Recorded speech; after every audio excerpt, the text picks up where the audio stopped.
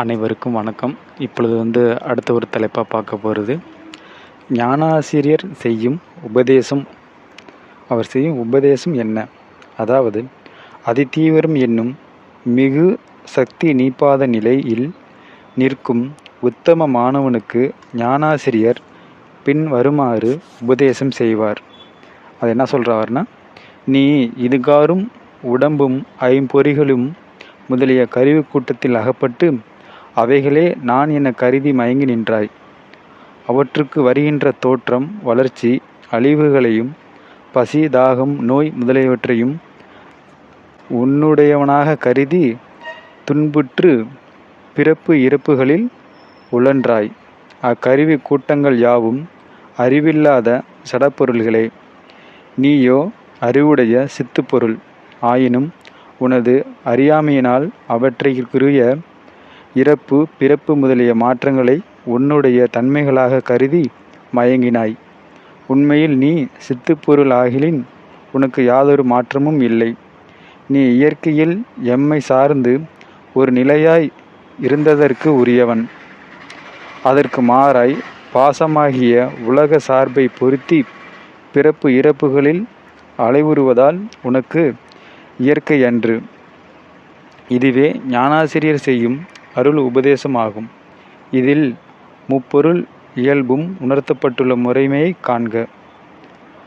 அதாவது என்ன சொல்கிறாருன்னா, இது உலகம் மாயை. நீ இதில் அகப்பட்டு நீ உழன்ற.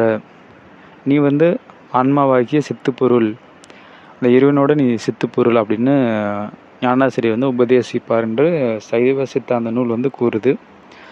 அடுத்து உபதேசத்தோட என்ன பயன்? முப்பொருள்களின் இயல்பை உள்ளவாறு உணர்தலே ஞானம். இந்த ஞானம் ஞானாசிரியாலே தரப்படும். இதனை பெற்ற மாணவருக்கு பாசம் நீக்கமும் சிவப்பேரும் ஆகிய முடிநிலை பயன்கள் வாய்க்கும். ஞானாசிரியர் உணர்த்திய ஞானத்தை கேட்டவுடனேயே அதனை முழுவதுமாக உணர்ந்து கொள்ளும் என்னும் பக்குவத்தில் சிறிது குறைந்தவர்களுக்கு இயலாது.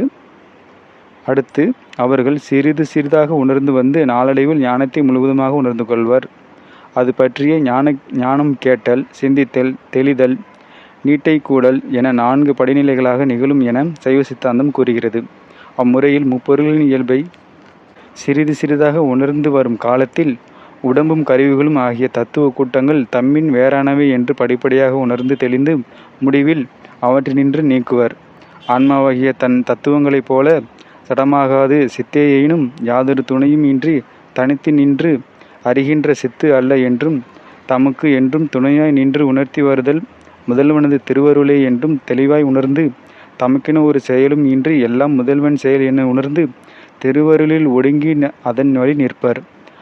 அருளோடு ஒன்றுபட்டு நிற்றலால் ஆணவ மனத்தினுடைய வாதனை எனப்படும் யான் என்று என்னும் செருக்கு நீங்கும். இவ்வாறு அருளோடு ஒன்றுபட்டு நிற்பது ஏகனாகி நிற்றல் எனப்படும். இந்த நிலையில் செய்ய நேரும் செயல்கள் எல்லாவற்றையும் தன்னால் செய்யப்படுவது என கருதாமல் இறைவன் பணி செய்து அந்த பணியை செய்து வருவது இறைப்பணி நிற்றல் எனப்படும்.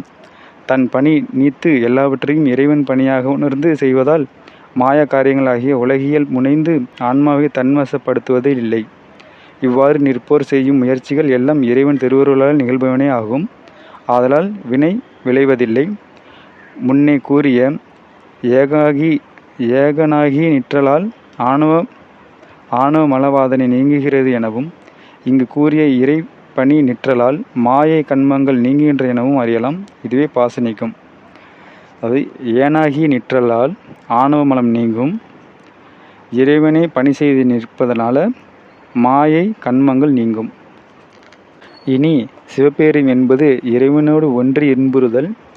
நான் என ஒரு பொருள் இல்லை என்னும் படி அருளில் ஒன்றில், அதாவது அதுவாய் நின்ற ஆன்மா அருள் விளக்கத்தால் முதற் பொருளாகிய சிவத்தை உணர்ந்து உணர்வே ஆகிய தன்னையும் உணராது அதனிடத்தும் அழுந்தி நிற்றலே நிட்டையாகும். அதுவே ஆனந்த நிலையாகும். இவ் அனுபவ நிலைகளை காணும் ஞாயிறும் ஆகிய உவமையில் வைத்து ஒருவாறு விளக்கிக் கொள்ள முடியும். கண் போன்றது ஆன்மா, கண்ணொளி போன்றது ஆன்ம அறிவு. ஞாயிறு போன்றது சிவம், ஞாயிற்றின் ஒளி போன்றது திருவருள். கண் உலகப் பொருட்களில் காட்சியில் ஈடுபட்டு அதிலிருந்து அழிந்திருக்கும் பொழுது அதற்கு ஞாயிறோ அதன் ஒளியோ புலப்படுவதில்லை.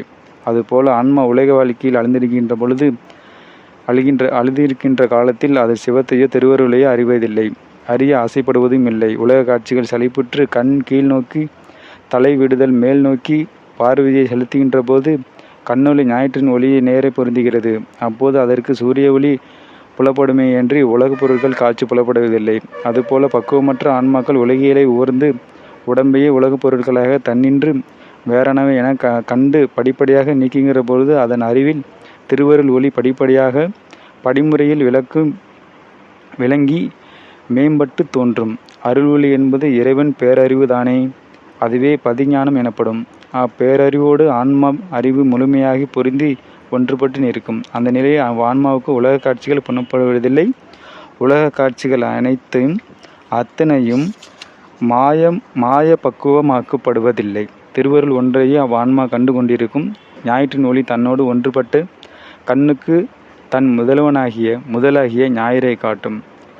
ஞாயிற்றை கண்ட கண் பேரொளியில் பிளம்பிலே அழிந்துவிடும்.